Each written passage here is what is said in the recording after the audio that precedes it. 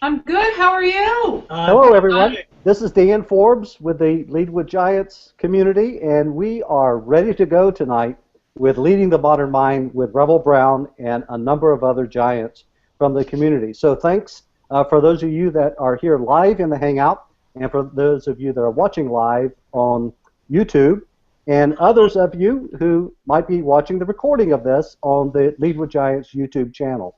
So to be efficient, we're going to get started right now with introductions, and I'm going to start with Andy. Hey, it's Andy Lyons here, hailing from Boston, Massachusetts. Hi, I'm Carol Doherty, hailing from Chicago. And I'll say hello again. I'm Dan Forbes, hanging out from Sarasota, Florida, leadwithgiants.com. And I'm Jeff Heineken, sitting here in beautiful Cincinnati, Ohio. Thanks, Jeff. Hi, I'm John Thelbach. I'm hanging out from England, where the time now is just gone midnight. I'm surprised. It looks like you're under a sun lamp there, but that's great, John. I thought maybe the sun was shining in brightly on it. Good to see you, John. And I'm Lorraine Kwai, hanging from San Francisco. I help leaders create roadmaps to mental toughness. Thank you. And so Rebel Brown is quite an extraordinary person. She is a giant in the Lead with Giants community. She consults with businesses and companies globally, and you can find out more about her and read her biography on her website, rebelbrown.com. That's correct, isn't it, Rebel? Yeah. That's me. Yeah, it is your name. So I also found out that she is a horse enthusiast and wild horse sort of rescue enthusiast as well, and does some horseback riding and things. So that's sort of one of the things that a lot of people may not know about her. You can find out a little bit more on her website. So Rebel, we are happy to have you with us. Would you introduce yourself a little bit more about you, what you do professionally, and then sort of lead us into this discussion about mindware tonight? Okie dokie, we will. Thank you, Dan, and welcome everybody. It's so good to see you all. Yay! Absolutely. Hey. As we spin through all the groups, smiling. Look at that. And John, thank you for staying up so late. I appreciate it. Anything for a pretty woman. Hey, you're such a doll. Thank you. You just made my day, dear. I'm Rebel Brown. I have been a consultant for almost 25 years now, working with everything from early stage startups to large corporations, a lot of turnarounds, which is what got me interested in the mind, because what I saw in all of the businesses I went into was no matter what the size of the business was, whether it was large, small, in between, I saw the same things happening with the executives and with the teams that made me realize we all kind of get into these patterns and programs in our minds and we can't see the opportunities. So that led me into the study of neuroscience, and in fact I just got back from 8 weeks of every day for 8 weeks studying and getting my board certification, so that now I'm actually certified to train practitioners and master practitioners in a number of the neurosciences. So I've kind of jumped into it hook, line, and sinker, Dan, and Fantastic. What I'm doing now is I am applying the power of our minds and what I've learned about our unconscious minds, our conscious minds, how they work, how they perform, what motivates them, what stimulates them, what doesn't. Applying all of that to business for my clients with everything from executive alignment and corporate alignment to sales, quantum sales performance, quantum marketing performance, leadership, etc. And I am having the best time of my life. Easily. Easily. Because this stuff, I got to tell you, this stuff is, I've been on the leading edge of technology for 20-something years. This is the best science ever and the best technology I've ever uncovered, and it's right here. Right here, right there with you too. It's all in our minds, which leads into what we're talking about today, which is, leading people has always been kind of based on traditional psychology, behavioral theories, etc. And what neuroscience is discovering as we study everything from quantum biology to quantum mechanics to our minds to anything around the human brain, we're discovering that a lot of the leadership things that we thought were true aren't necessarily the case. We're learning about one big fact is the fact that we've all thought of ourselves as these conscious, logical human beings. Well, that got stumped when the quantum biologists figured out that our unconscious mind actually determines 95% of our behavior and our decisions in every day. Our unconscious mind also decides what data we will sift from our stream to create our reality that it gives to our conscious mind. So what we've learned is that there are all of these programs, what I call mindware. If you think of your brain as a hardware device, as a laptop, and then you have all these software programs that run your mind. And in fact, the mindware programs actually decide what you will pick as your reality, how you will respond, the decision you will make, often before your conscious mind ever even gets involved. So what that teaches us as leaders is that we need to understand more about those programs, because if you understand the programs, imagine being able to understand how one of your employees is thinking, why they're responding the way they are, and be able to change your behavior and your leadership skill to match what they need at that point, to motivate them, inspire them, get them into a productive role, help them figure out what they really are good at. So that's kind of what we're talking about today. And, you know, some of these programs are instinctual. A lot of them are instinctual, and some of them are things we learn as we move through our days and through our years. So what we wanted to talk about with the post, Dan and I kind of decided we'd take 2 talking points. So I picked 2 of the programs of hundreds of programs that are actually instinctual in the way we humans think and behave. And had some conversations, you know, in the post we talked a little bit about those programs of what the impacts are that they have on leadership. So the first one is, and I know this will not come as any surprise to many of us, but we are actually programmed to believe we're right, no matter what. We're programmed to believe we are right. And that came from caveman times, because if you think about it, before a caveman stepped out of the cave, he better believe he was right about going after that mammoth or that saber-toothed tiger or whatever. But studies have shown, and there's all kinds of research out there that now shows that we believe we're right, and we do everything we can to prove we're right. And that gets in the way of us. Once we decide we're right and it's this narrow, it gets in the way of us seeing other options. And so as leaders, when we can sidestep that program to open our minds, it gives us the opportunity to come up with more choices, more innovation, more creativity. Now, the second program we picked was We Humans Avoid Changes, and I know none of you have ever seen that. You've never seen anybody digging in like a donkey saying, no, I'm doing it the way I've always done it. We're actually programmed to do that, and what was interesting to me about that is when our unconscious mind sees something that's different than what we all have an expectation about everything. When our unconscious mind, if this is the expectation and our unconscious mind sees something different than the expectation, it sends a threat chemical into our system that is the same exact threat chemical it sends if we have a threat coming at us, like a car coming at us, a guy with a gun. Change triggers that same chemical in our brain. Does that explain why we have a little tough time sometimes getting our teams motivated to change? The good news is there are ways as leaders that we can step around that program, and that's one of the other things we talked about in the post, in the setup post for this. So that's kind of a little overview, Dan. Where do you want to go from there? Well, I have to say that believing that you're right is something that I struggled with for quite some time in my life, because I couldn't stand being wrong. I was really such a perfectionist, and I have none of those perfectionist tendencies anymore. But I tell you, people get to know you on social media, don't they? That's not what Andy said. So that caused me a lot of problems. Yeah. Because I just, I had to be right. And Andy, I saw your comment about, do you want to be right or do you want to be happy? And I finally had to change the way that I was thinking. And I'll often use the expression, choosing to be kind over being right.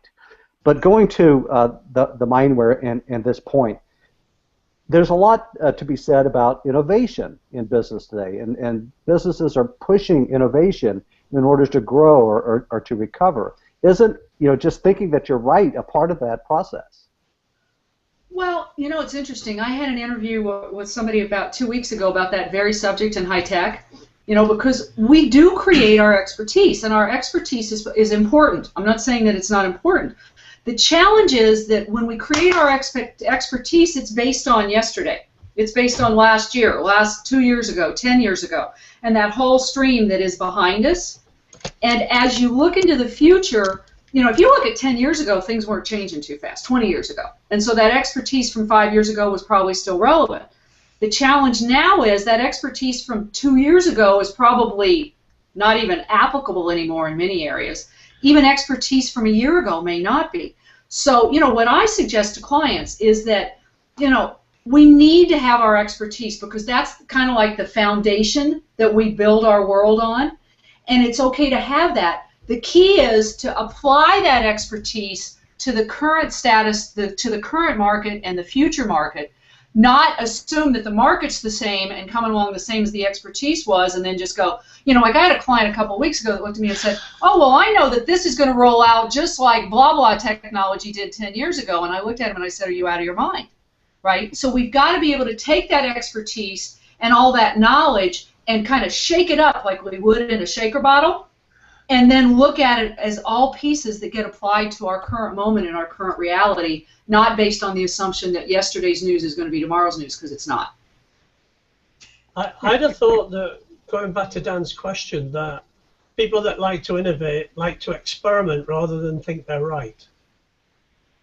That's true, but if you look, we're talking about instinctual mind programs across the population. If you look, John, like if you take Steve Jobs, who I worked with, if you look at Steve, he had none of these mind programs because he programmed himself out of them, and we can all program ourselves out of them too, but the majority of the population has them. Let me ask you a question about the expertise. How often do you come up with an assumption and go out to prove yourself wrong? Very rarely. Right? You go out to find the data to prove yourself right. And the challenge is, so let's say we have this, quote, innovative idea. All right? Let's just say it's something. Let's say it's for this little thing right here, right? I have this innovative idea for a phone. And I come up with this innovative idea, and then what I do is I go out and say, oh, this is going to be the greatest thing since sliced bread because it's not like the iPhone, it's a third bigger. Let's just say that. Do I go out to prove that assumption wrong, or do I go out and do the research to prove it right? I do the research to prove it right. And the challenge with that is when you make a decision and have a statement of an assumption, your mind just goes like this and goes, okay, I'm on this path now. And now you're no longer looking for research that says, oh, but what about this, or what about this, or what about this, or what about this? I'm looking for research to just prove this, and that's part of that proving you're right. If instead you go out and say, I'm going to prove myself wrong, I'm going to go look and find more options and see if I can find more data that says, okay, this isn't accurate, but what if I did this and this? Because by doing that, A, you switch the focus of your brain to be more expansive. B, let's say you find some things that show that that innovation isn't as hot as you thought it was. Saves you money before you have to go spend time and money on it. And if you do find it's okay, that it really is a cool innovation, chances are you'll also find some more ideas that'll make it even cooler as you go along. So it's not that you don't have the expertise and leverage it or look for innovation, it's that you got to go out and look for all the other information. And most people, once they say, oh, this is innovative, it's over with, and that becomes the innovation, and there's still a lot of room for opportunity for even more creativity if we're not trying to prove ourselves right. That make sense? Absolutely. You know, Rebel, I don't have Dan's problem. With 6 daughters and a wife, I'm never right. But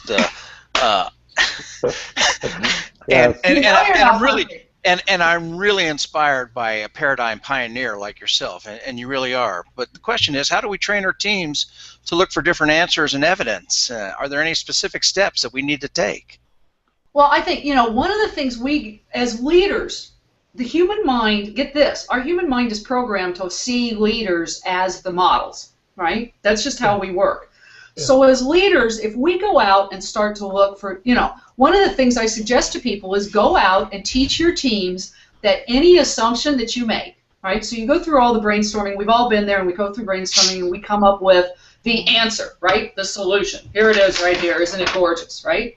Once you come to that solution, first of all, teach your team, okay, now our focus is to go out and prove that this solution is wrong, to find the problems with it. How many of us have ever told our teams to go do that? Nah, we don't do it. We tell them to go prove it right. So you literally put in a process for your teams that says, go look for that, go find what's wrong. Second, I want you to take the problem we were trying to solve and shuffle it all up. So shuffle the deck so that the problem isn't perceived the same way, isn't presented the same way, has a whole different dynamic around it, so your brain's forced to take a second look at, right? A fresh perspective. Then the third thing is tell your team, start with a blank whiteboard. We've got this assumption. I want you to prove it wrong. Now start with that blank whiteboard, and first you come up with everything that's wrong about it, that you don't like, that you think is wrong, and now go out to the market, find all the research, put that on a blank whiteboard, then put the assumption, the solution on another whiteboard, and tell me the pros and cons going across. Think about that. That's a whole different exercise than what we normally do. Exactly. And it gets your teams thinking out of the box. Because normally what we do is deductive thinking. We come up with an assumption, and then we deduce from that, and then we fill in around that. Well, what if you start with the assumption as a piece, and then go look for other pieces that prove it wrong and go the inductive route? Gives you a better answer in the long run. Gets you thinking out of the box instead of proving yourself right, and think about all the other information you're going to find while you're out there searching. You know, Rebel, it sounds like what you're talking about is an inquisitive mind. Minds that are constantly looking to find new information. They're inquisitive. They're inquisitive about not only themselves, but about their teams or their situation. So my question to you is, what if we're right? I mean, you were talking a lot about, you know, trying to go find the positive or the negative, but what if we're right? We make an assumption, and actually it turns out that we're right. Then, you know what? That's the beauty of going out to prove yourself wrong.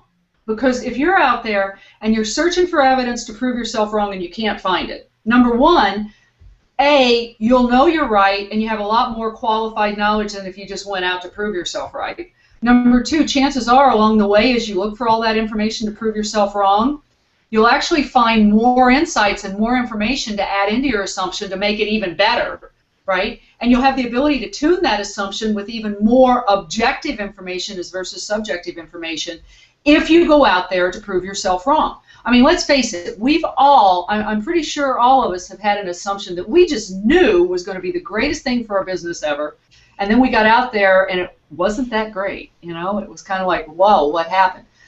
Yet we've proven ourselves right because we talked to all our friends, we've talked to our clients, we've talked to, and chances are we talk to the people that, you know, we all like to pop to the people that think the way we do.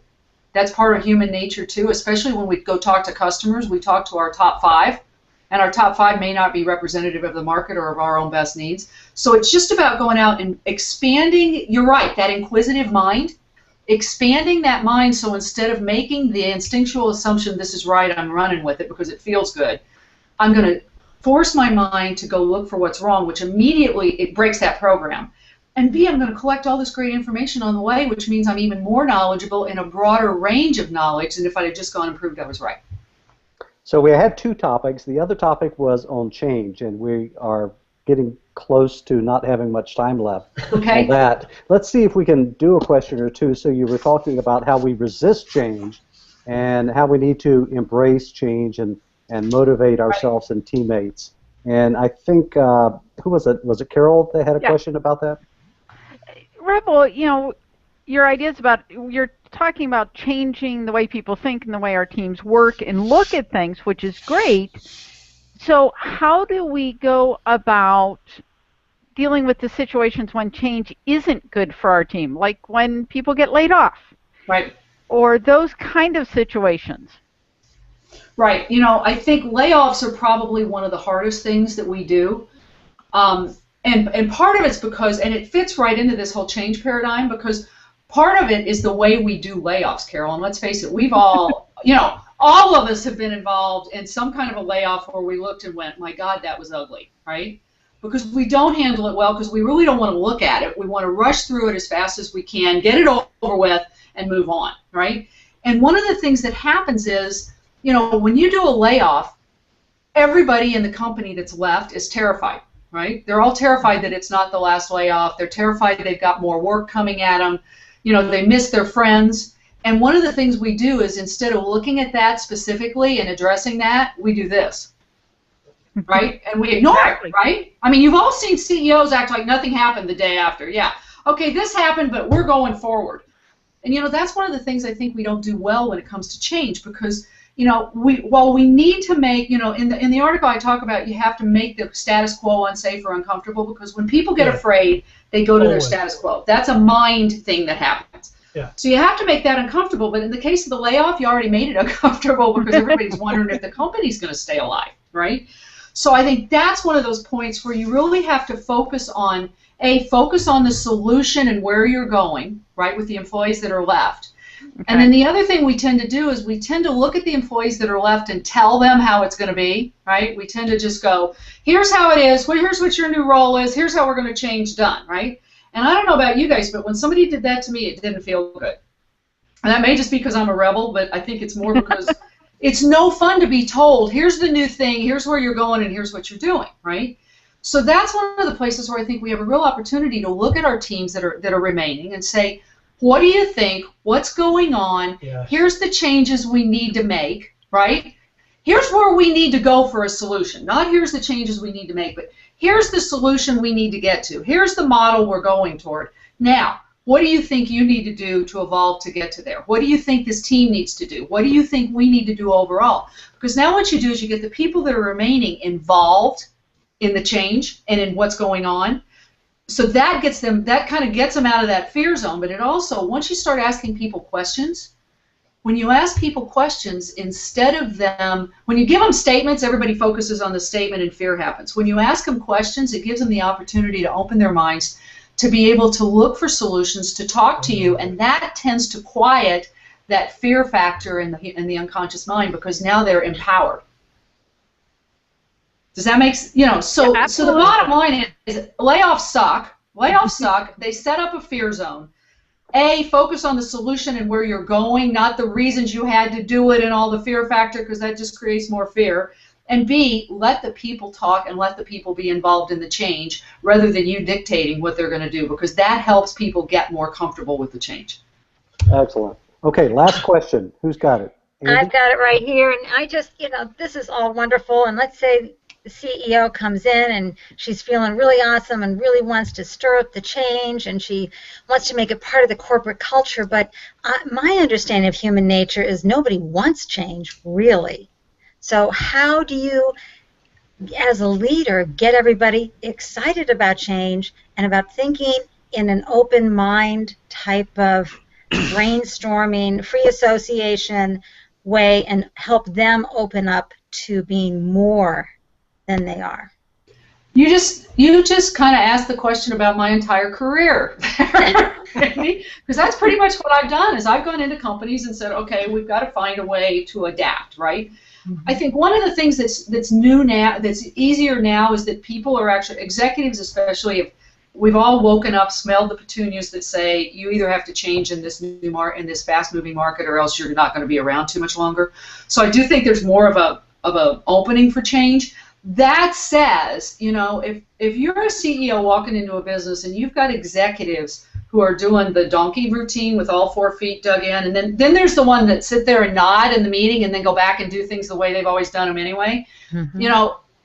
You got to present it as an opportunity. We can either expand, evolve, adapt, and be successful, or we can stay doing the way we've always done it and we're not going to get there. And I think, I tell my clients this all the time. If you're in an organization that wants to grow and wants to expand, and the way you've always done it isn't working for you, then either everybody gets in the boat and moves forward with you and changes and adapts when it comes to the executive team, or they need to go find another boat. Because as you're doing change in an organization, if you have one executive that's holding you back, that's playing the game of, I'll go do that, and then going back to their team and going, we're not changing this, by God, we've done it this way, and that's what we're doing. If you even have one of those, it stops the change in the organization because everybody knows it. And so you've got to either, at some point in time, you get paid the big bucks as the CEO to say, get in the boat or go buy another plane ticket, right? And I really think that happens. I do think that if you as a CEO model change, meaning you keep saying status quo, here's why status quo doesn't work, here's what we need to do. You focus on the solution. You model that you're stepping up to find the things and to change your own behavior. I think people tend to fall in line. If they don't, it's a fear thing, and you know what? You got to make the call at some point in time, because let's face it, none of us are indisposable to an organization, right? I mean, we're just not. There's always somebody else. All right, guys, so we are actually beyond our time for this Oops, that's because I just can't be quiet, Dan. TV show, but thank you, Rebel. So, Rebel, if people want to follow more about this neuroscience, and I know you're educating a lot of us in the Lead with Giants community. What's the best way for them to follow you and what you're writing and what you're doing? You can find me on pretty much every social media outlet that I'm on, and it's Rebel Brown. That's the easy way. And then you can also, if you pop onto my website, which is rebelbrown.com, my blog is called Revelations, and it is all about neuroscience, change, neuroscience applied to leadership, sales, marketing, business, ourselves. Tomorrow I actually have a little video going, you guys. You ought to check it out. It's all about how to 30 seconds to change your mind every day, to expand your consciousness and boost your brain. How's that for fun? 30 seconds a day, within 2 weeks, you will remember more, be faster, everything about your brain will be faster. How's that for a fun little thing? That sounds good. That's a big bonus. Okay. So you can also find Rebel in the Lead with Giants community, especially on Google+. I invite you to join us. You can find out more about Lead with Giants and the community across Twitter, LinkedIn, Google+, and Facebook, leadwithgiants.com/community. So thank you, Giants, for being here this evening. Everyone, great show, and I hope that you'll be back to join us. And to everyone that's been watching, thank you for joining Lead with Giants TV, and good day.